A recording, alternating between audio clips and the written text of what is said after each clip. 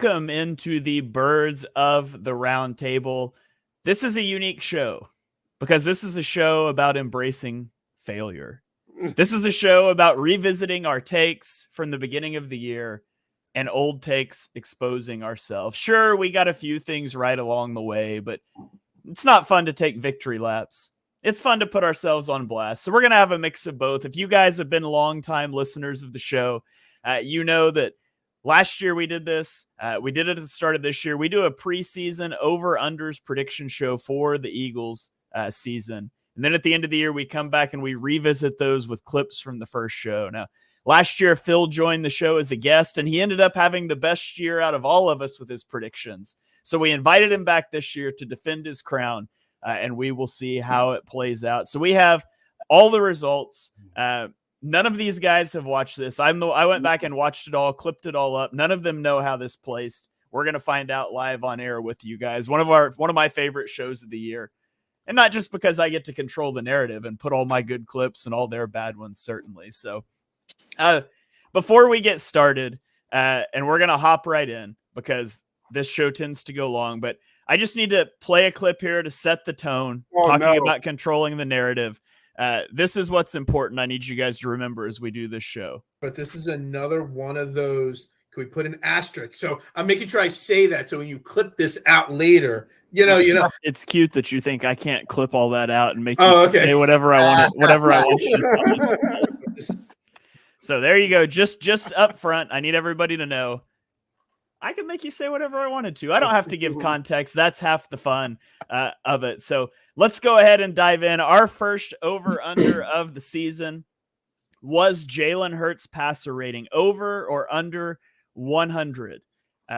Everybody but David took the over of 100. David took the under. He was the lone Jalen Hurts hater out there, and he was proved correct. Jalen Hurts ended with a passer rating of 89.1. David, how does it make you feel to bet against Jalen Hurts and get on the board early here? Not the best. I guess that 6 or 7 week slide probably did him in there with the passer rating because I think he was an MVP candidate when they were 10 for 1. So I guess I was the jinx. So let's move on to the next question there. I do have a good clip here that actually was said on a different over-under, but it fits really perfectly here. So let's go ahead and listen to this one, and then we'll move on. I'm going to blame Brian Johnson for that.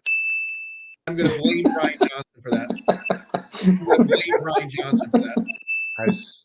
So there you go. That one fit really well. I think that was talking about Jake Elliott not hitting a 60-plus yard field goal, but it fit so much better in context here.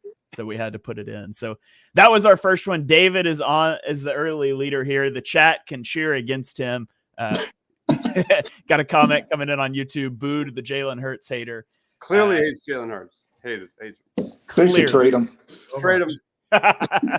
I'm clipping that for a different reason. No. Okay, let's move on to more all-purpose yards. We're going DeAndre Swift or Rashad Penny across the board.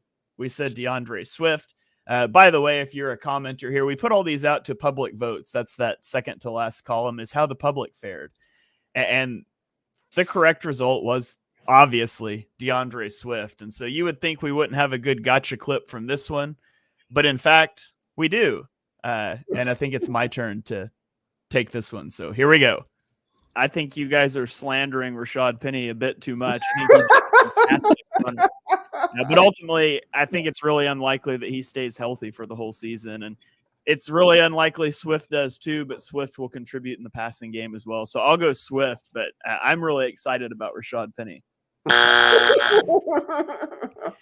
So there you have it. I was really excited about Rashad Penny. And I must say, all 6 of his carries this year were fantastic. So, all right. So let's keep it rolling here. We had Marcus Mariota starts. I set the line at 1.5. Phil took the under. The public took the under. Everybody else took the over. Jesus. And of course, Marcus Mariota did not start a game. Now, it wasn't that we were necessarily betting on Jalen Hurts to get injured. There were some other things that went into that thought process. So let's hear what David had to say about taking the over here. I'm going yes, but despite picking them to go under 100 passer rating, I still think that they wrap up things quite easily. I think you might miss one game during the season for maintenance and then sit week 17 because they're just not going to need the game. But that's not all. We have another good clip here about Marcus Mariota. This one comes of Dibes. Again, Oh no. Twitter at Mr. Crockpot. This one's one of my favorites from the whole show, Dibes. And then you look at the Cardinals and the Giants in week 17 and 18. They're going to smash the Cardinals. That's a layup game for Mariota to get in there and just destroy them on the ground. And then, wow. Dibes. Room. You're going to smash the Cardinals. That's a layup game. How do you feel about that now? I don't even know how to feel. I just feel numb. What team were we watching to finish out this season, man? I still don't think anybody knows the answers to that question. Onward and upward, man. I don't know. Onward and upward. Yeah, I don't know. I think it's been long enough now at this point. I can just laugh about it. But, man, you got to laugh or cry, so we're here to laugh tonight. So, but the fact remains, like, they were still two of the bottom teams in the NFL, and they still got their ass kicked. Yep. Legend has it, coming in here from YouTube. Legend has it, Rashad Penny complained about the offense during the 1-6 slide. You know, maybe that's it. I hope he did. LOL, it wrap up things quite easily. The second half of the schedule was the gauntlet.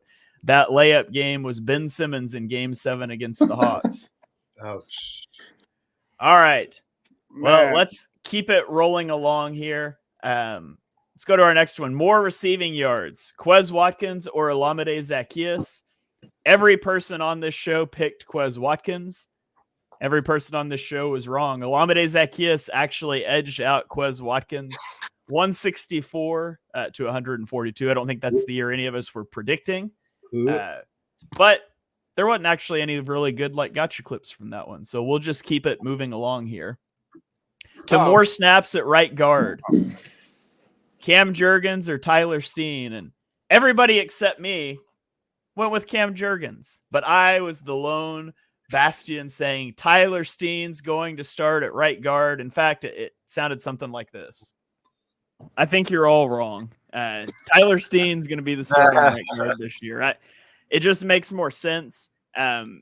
Best case scenario, if you put Steen at right guard, he's your right guard for the next 10 years. If you put Jurgens at right guard, he's your right guard for one season, and then he moves to center, and then Steen goes to right guard anyways. I don't think the lightness of Jurgens next to Kelsey really works. I think Jurgens is he's a center, and I think that it makes more sense to leave him there. So I'm going to say Tyler Steen is your starting right guard this season. So there you have it. I like the confidence with which I said, you're all wrong before being wrong. That's my favorite part of that clip. So anyways, let's keep it rolling here. Last one on the first slide here. AJ Brown receiving yards. I set the line at 1,299.5. Dibes took the over. The public took the over. The rest of us took the under. AJ Brown ended up with 1,456 yards. He hits the over, and that really didn't go along, especially with what Phil was saying. So let's hear from Phil here. But I'm going the under, 1299.5. AJ Brown, I firmly believe by the end of the season will not be the best wide receiver on this football team. I already believe he's not the best wide receiver on this football team. The rest of the Eagles Nation will be behind me on this at the end of the season, that he is the second best wide receiver in this team. Oh, that's terrific. I hate you. I really do. But I hate you. I was just going to compliment you on all your great editing here than that. Phil, we do really appreciate you coming back on the show. I'm glad I could bring some comedic relief here to the show. Hey, you sometimes you hit Hassan Reddick having 18 sacks, and sometimes you swing big and you miss. It happens to everybody, my friend. So that gets us to the end of the first slide. about a quarter of the way in here. The public has the lead with 4 Wow. correct picks. Yeah. Dibes, Phil, and David all have 3. Ryan has 2, and I am in dead last with only 1 correct pick.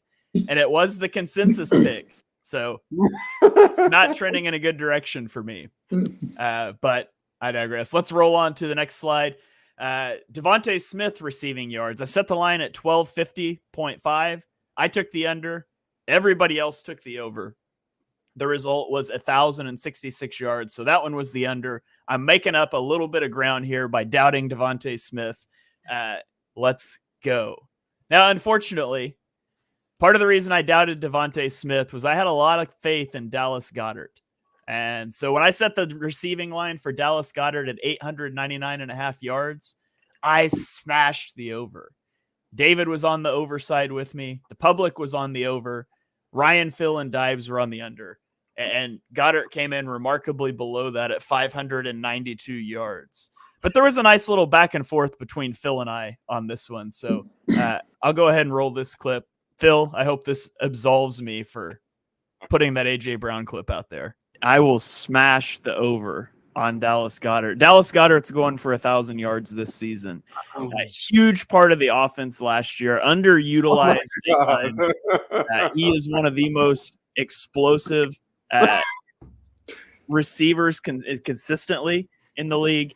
His targets are always high impact. I think he can sustain that over more volume, and I think he's going to get the chance in 2023. So I'll give Dallas Goedert the over at 899.5. It is so far under that 899. It's going to be probably under 800, honestly. And I want to make an honest bet. Like you said, over 1,000. What kind of odds are you going to give me to bet the under over 1,000? Because there ain't no way he's getting 1,000 yards. I mean, I'm expecting big plus odds for over 1,000. I need some odds on that because I'm taking the under. Dude, we talk about Joel Embiid. We talk about Jalen Hurts. We talk always about availability of our athletes in the city. Dallas Goedert, everybody forgets how many games he misses every single year. There's no way he's healthy enough to get to 900 to 1,000 yards. There's no way. It's 800 yards max for him. One of us is going to be featured on the clip portion. So I guess we'll switch that. That's so good. That's so good. So there's Can't help the club from the tub, my man. there. I like that. There's Phil's redemption arc. Going from villain to redemption here. I hate to see it, but if it keeps Phil happy and gets Phil back here for it another year, I'm all here. I'm here for it. All right. Yeah, I totally agree. Dallas's health failed me in this one. And I could just play I'm going to blame Brian Johnson for that clip, but we don't need to go back to that well again. Jalen Carter sacks. Wow. I set it at 4.25. Ryan and I took the under. Everybody else took the over. Oh. He did hit the over at 6 sacks. And I think like all 6 of them were in like the first 8 weeks of the season. Yep. Like we were thinking like Aaron Donald numbers, then it sort of backed off. But David, Phil, Dibes, and the public, you guys get to laugh at Ryan and I for missing that one. No clips though. God. So our next one, Jordan Davis, percentage of the snaps. I set it at 50%. Everybody took the under except for Ryan and the public. So let's hear what Ryan had to say about Jordan Davis's snap counts.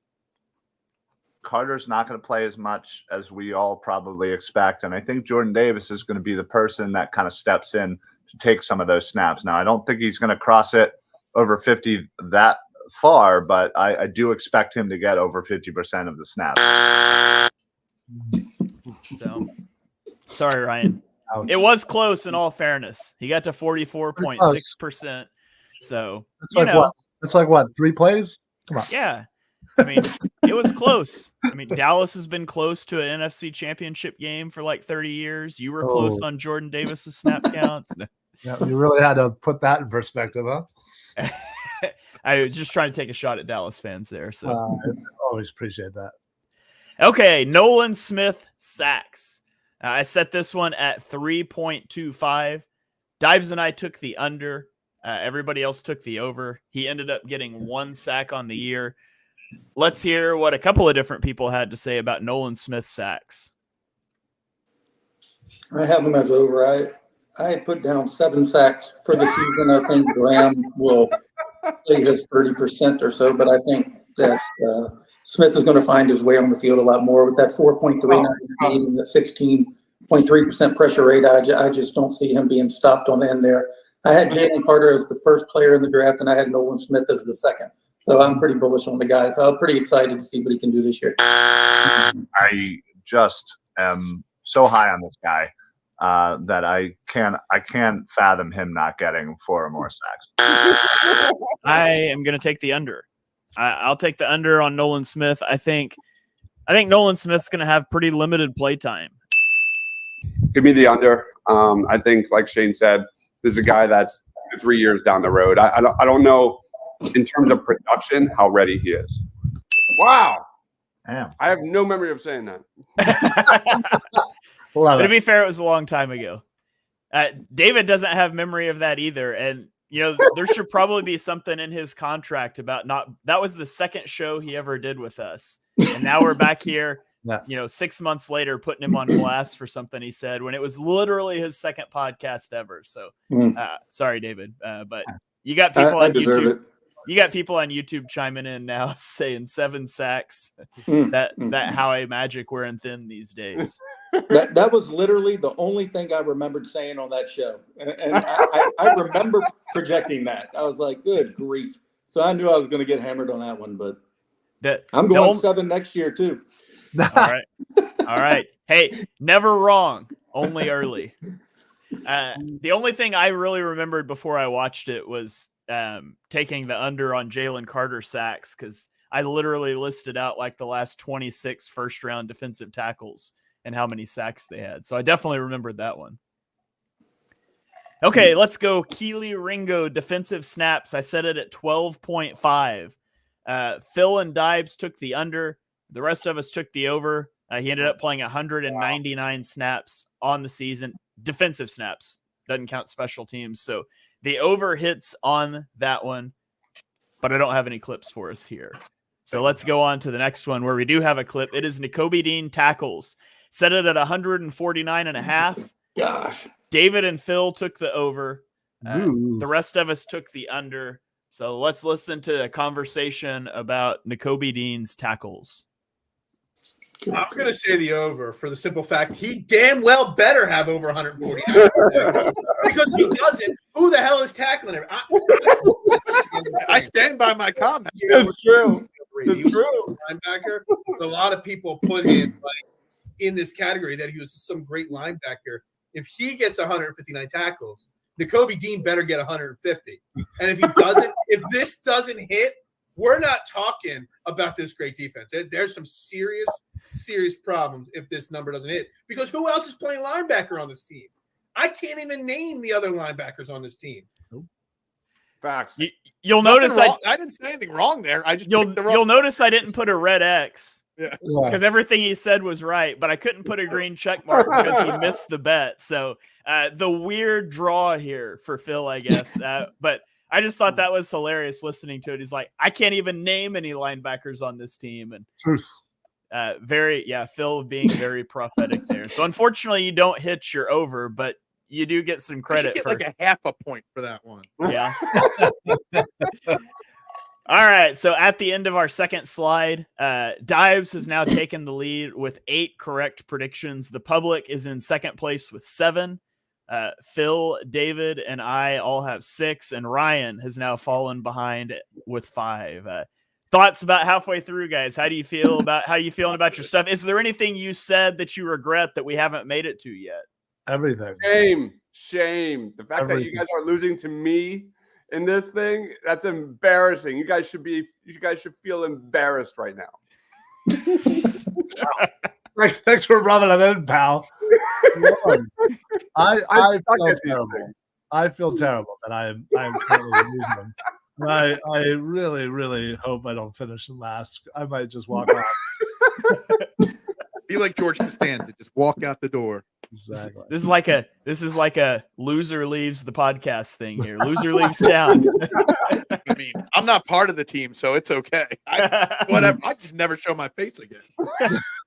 No. We already got you booked for next year. Oh, Yeah. God. Yeah. All right. Well, let's keep it rolling here. Wow. Hassan Reddick sacks. I set the line at 13.5. Everybody except for Dibes took the over. Dibes was the lone hater on the Eagles. He took the under here. And Hassan Reddick did, in fact, go under 13.5 sacks with 11. Last year, this was Phil's big prediction. I think it was 18 sacks is what you said last year. I said 18 last year. Yeah, and he nailed it. So when I gave Phil the chance to double down this year, he definitely took the opportunity. I'll say he has 17 and a half sacks this year. I think he is the most underrated pass rusher in the NFL. And I think he continues to prove that, how great he is this year. And with how good this team is, he's going to be single blocked or open so many times to get after the quarterback. Just think about it last year. He had 16 sacks. He didn't have his first sack till game 3.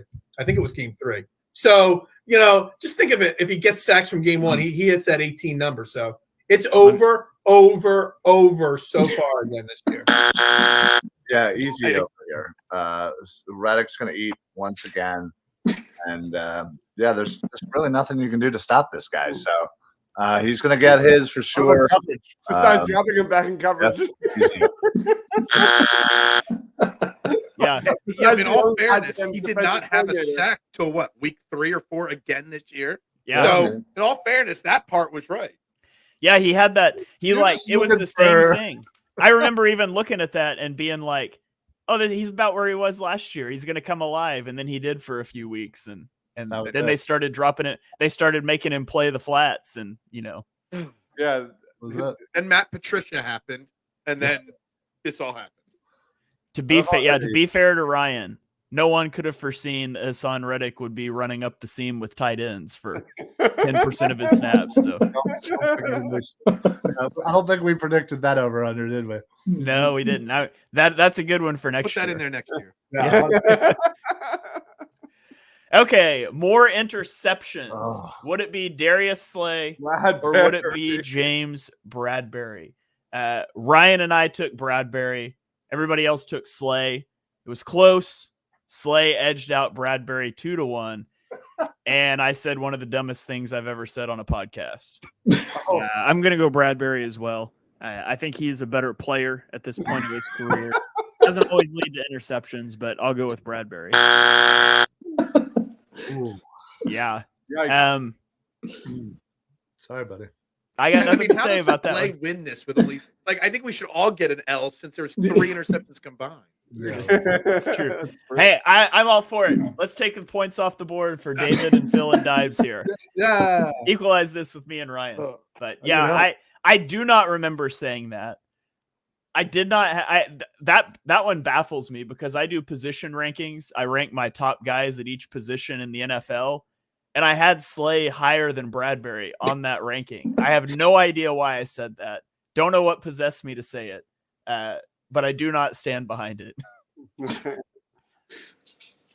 Okay, more defensive snaps. Sidney Brown or Terrell Edmonds. Oh. Everybody but me went with Edmonds. I went with Brown. Brown ends up edging out Edmonds 335 to 296. Now, I was saying Brown was going to win the starting job, and it turns out Edmonds got traded, and so that certainly helped my case. But I will take a victory however I can. When did we record this? Because I didn't even have Edmonds making my 53-man roster. How did I pick Edmonds over Brown if I didn't have him on my roster? I don't know. I think we did it pretty early. So it might have been before you did your projections. I'd have to look back and get the date, but I do remember thinking we did it kind of early this year. It's amazing. Okay. Next one was, would Greedy Williams make the 53-man roster? I totally forgot about on him. the team. Wow. Where did that come from? That feels like forever ago. Yeah, Ryan and David and the public all said yes. Phil, Dibes, and I all said no. And of course, Greedy did not make the 53-man roster. I do remember having a big discussion about that, though, about the log jam at cornerback. And it turns out the Eagles just didn't have any anyways. So Do you remember back in preseason week 3 how good the cornerback group looked? There was a 2-week period where we were just raving about the secondary. Eli Ricks looked great in preseason games. Pick six Ricks. Pick six Ricks. All right. Eagles over under win totals. I set this line at 11.5. All of us took the over. And the Eagles at 10-1, it looked pretty good. They hit the under. Only 11 wins. That's crazy. We got several clips in a compilation here. I'm going to go over, mostly because those conference games, I think, are point in favor for the Philadelphia Eagles. All right, Yeah, you Phil? all better say over. There's no way. Every answer better be the over here. Look, I'm not going to predict 15 wins like I did last year, but I think it takes 12 wins to win this division. I think the Eagles win this division, so they better get to 12. Yeah, it's over without a shadow of doubt. They probably win 13 games. Yeah, I went with the over. They're in a weak conference. They have the best quarterback in the conference, the best O-line, the best D-line, the best wide receiver tandem. I think it's over. I actually do have them winning 12 games this year. So, yeah, I just kind of went with that, and I think it's going to be close, but it's going to be a tough year for sure. The schedule is definitely a lot tougher, but, yeah, it's got to be over. I mean, this team is just too talented not to get 12 wins or more. I do have the over on this one. I wonder if we will look back at this and think we were all being wildly optimistic. Looking at the schedule and stuff, that's kind of what I have penciled in right now. But it's a brutal schedule, so we'll see what happens for that. But I'll cautiously take the over here. So there you have it. We all took the over. It did not go well. And really, the only thing to say to that is I'm going to blame Brian Johnson for that. Can I get that? Can you send me that clip? I need that clip.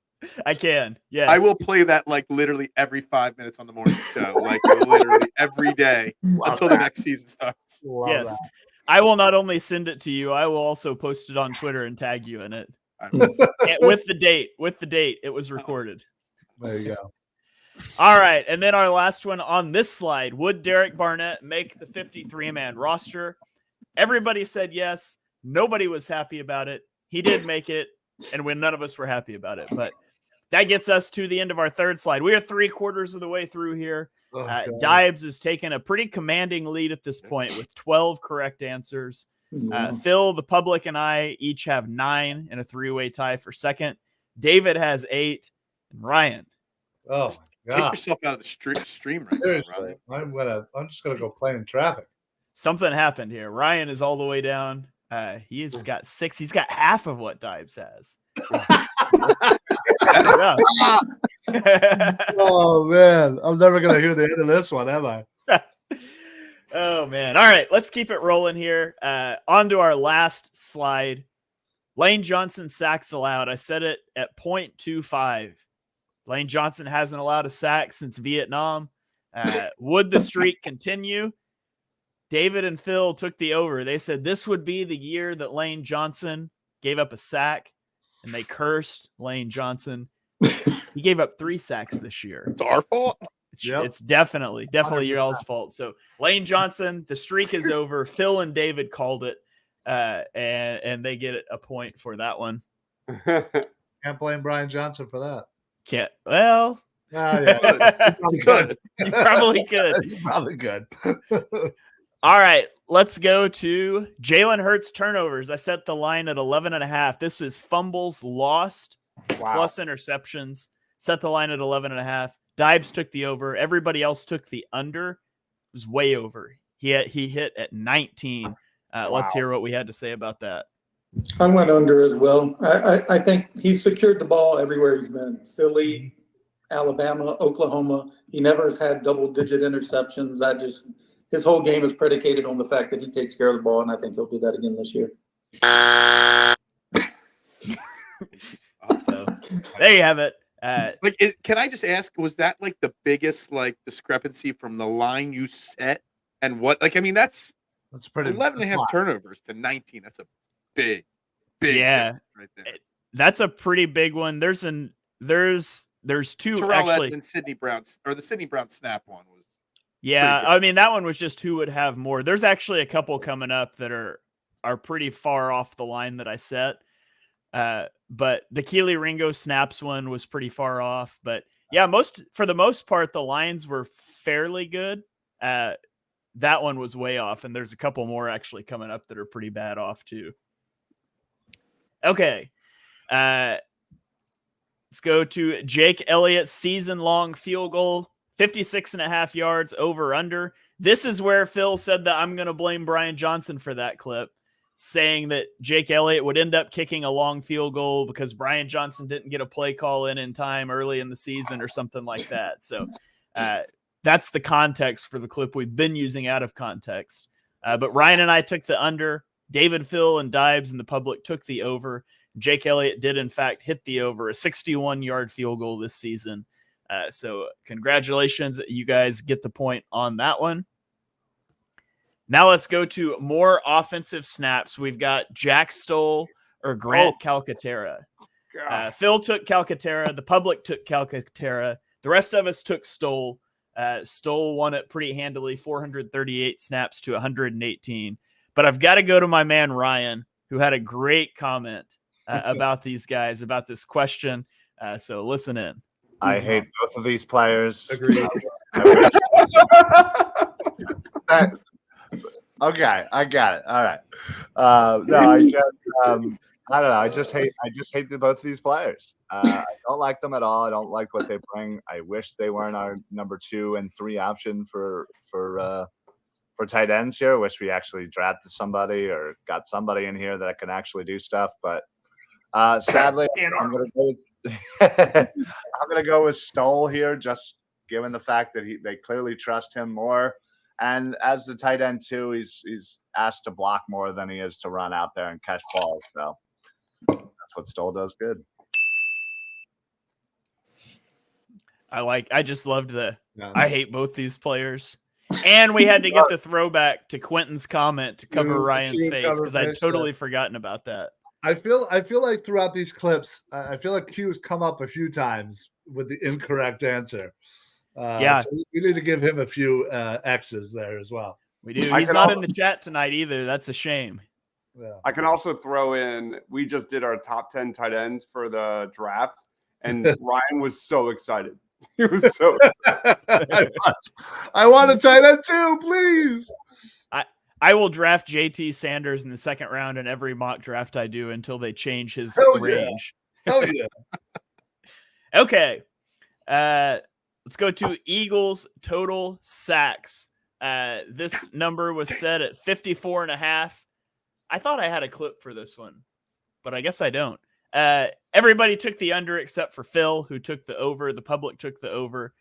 Phil said something funny that I can't quite remember, and I must have not clipped it out, but it was the under at 43 sacks. I'll have to go dig and find that clip later. But I probably said something along the lines of, if Hassan Reddick's going to get whatever sacks, they better well get this. You know what I mean? Like I just remember being all over that. But. Yeah, you were coming after us for taking the under because we all took the over on Reddick sacks, and you were like, how the rest of those guys have to be able to combine for 20 sacks or something like that. Well, guess what? They did not. They did. All right. This one's one that had a pretty big discrepancy. The Eagles turnover differential. I set it at plus 6.5. The actual result was minus 10. So that was the under. Ryan and I and Phil all hit that. David and Dibes and the public took the over plus 6.5. So that one was pretty far off. And then we get to the final one that was also pretty far off. Eagles point differential. I set it at plus 99.5. Everybody but David took the over, and it was only plus 5. So David's the lone guy that gets this one right. This is our last clip that I've got because this is our last question. But some interesting thoughts about point differentials here. I'm going to say over, mostly because they dominated so well in the first halves last year. That was their bread and butter. Remember the second quarter?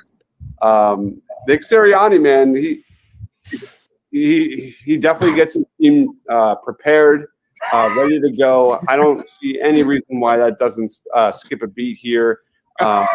I'm going to go over. Perfect time to play It's Brian the Johnson over right there. for sure. I think it's an easy answer.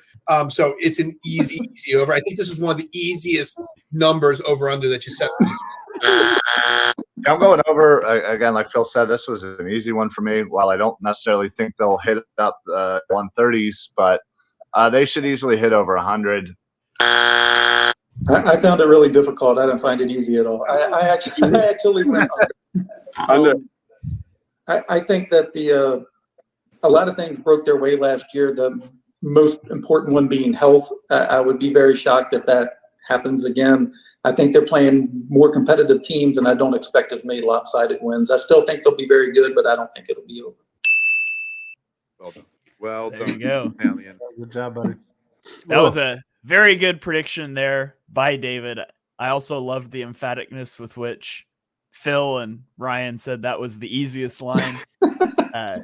And then missed it. I missed it as well. I just didn't say anything funny when I missed it. Would have been a perfect spot for you to drop the Brian Johnson comment again right there after any of us said what we said.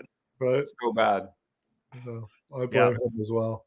Marcus So- said definitely gets the team prepared. That's Hugh like 6 months later. And I was one of the ones that saying Nick Sirianni needs out. They need to get rid of him. And God, what a difference 6 months makes. Yeah, that's that one cracked me up. Nick Sirianni does a great job of getting this team prepared. Oh, Brutal. There you go, Phil, for the road. I'm going to blame Brian Johnson for that. I'm going to blame Brian Johnson for that. So that gets us to the end of our exercise here. Dives is our winner with 16 correct over-under predictions.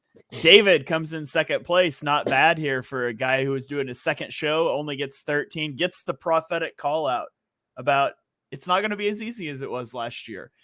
Phil and I got 12. The public got 10. And then Ryan. Take that hat off. Take it off. You don't deserve to wear that Eagles hat. Ryan Can I put on loses to another the one? public by 1. Oh my God. I am so ashamed of myself. Thank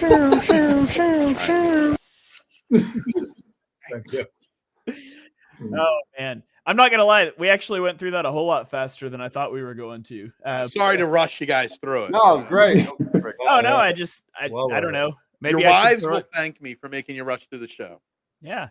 Maybe I should throw to you guys for comments more after each clip I play or something. But I really thought this might end up being like hour and a half show. So I was trying to kind of move it along. I thought it was perfect. Yeah. That was perfect.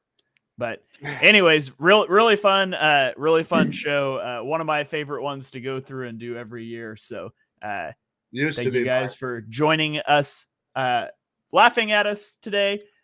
Make us feel better.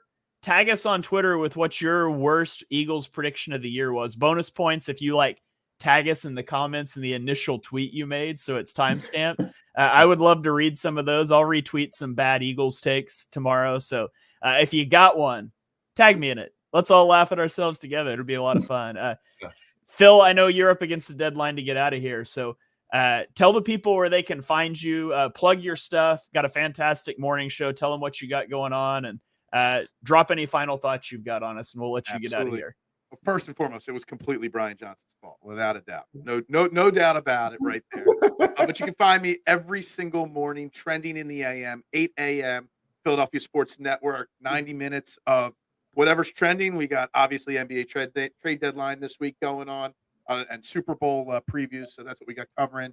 And at 9 o'clock tonight, we've got Fairway to Heaven, my fantasy and gambling golf show that I do, the original Fairway to Heaven, not the copy that the Live Golf Tour has created this year and stole my name. I'm just saying, I've got merchandise that says Fairway to Heaven, the real original on it. So check that out now. I'm sure I've got a hitman coming after me from Saudi Arabia somewhere now because I've been calling them out nonstop since I found this out this weekend. But anyway, yeah. Philadelphia Sports Network for all my content every morning and 9 o'clock on Tuesdays for Golf Talk, guys. I hope that a year from now, when I go through this show, the part where you said that there's a hitman after you from Saudi Arabia is a clip that I put a red X on, not a green check mark. Dude, if you put a green check mark on that, then we got a problem. All right? If I am not here next year, you know why. Yeah. You might be sending that clip to the police. Yeah.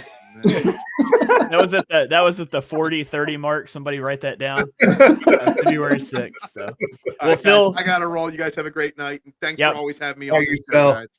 thanks for Later, bro. joining, Phil. All right. We'll just throw it around the horn here. If you guys have any final thoughts, any reflections on the Eagles season you want to give, anything coming out, let the people know. David, I'll throw it to you first here. What's on your mind? What you got going on? First off, kudos to you for putting that together. I know that was very time consuming. That was really awesome, man. I loved all the clips. You did it wonderfully. That was perfect. I have a piece out today on Philly Sports Network. It's basically a closer look at the Eagles hierarchy and how Nick Sirianni saved his job by basically doing exactly what he's been asked to do. But I enjoyed that show. I enjoyed doing the show with you all year. I enjoyed the clips. Go follow all of these guys. Get ready for the draft. I'm looking forward to all the stuff for the offseason. All right. We've really enjoyed having David on the show this year. As a UDFA, it was only a 1-year contract, but we're working on that extension, and we're willing to franchise tag if it comes down to it. So we can confirm David will be with us next season. Ryan, what do you got going on? What's on your mind? Well, first and foremost, I would just like to apologize to everyone, honestly, to all three of you, to Phil, to Eagles fans everywhere. I apologize. I let you all down, and I'm going to try harder next year. I'm going for gold next year. So I will be back. I will be stronger than ever. As far as what I got going on, well, obviously Super Bowl's this Sunday, so I think we're maybe taking a break from our college rankings show for the NFL prospects, but we'll probably figure out a good time for that. We still have running backs and quarterbacks to do to give you our top 10 list. So Mondays, 6:00, football smack talk show. And then, of course, at 9, Party on Broad. Obviously, this show at 8:00. And then, you can find me everywhere on the Philly Sports doing my thing. And honestly, I will say, get involved in the draft coverage. People out there, it is honestly something that brings me so much joy to be a part of. And best way to do it, Edge of Philly Sports YouTube. This guy up here made so many darn clips of so many prospects. He has 200-300 clips. Just go check it out. Dive in, have fun, get involved in the NFL draft. It's coming up. It's coming up quick. It's a lot of fun.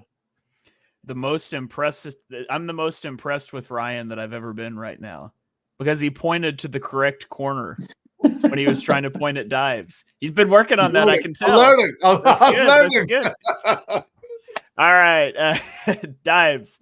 What's on your mind? What you got going on? Let the people know where to find you. I had 16 correct. I just want to thank my hands for being so great.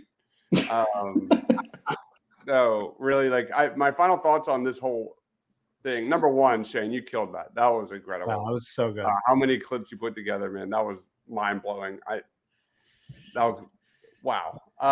Number two, man, that feels like an eternity ago. This was a long season. The last 6 weeks, man, of the season were just brutal. And just to look back at how optimistic and confident we were about this Eagles season, man, that just blows me away.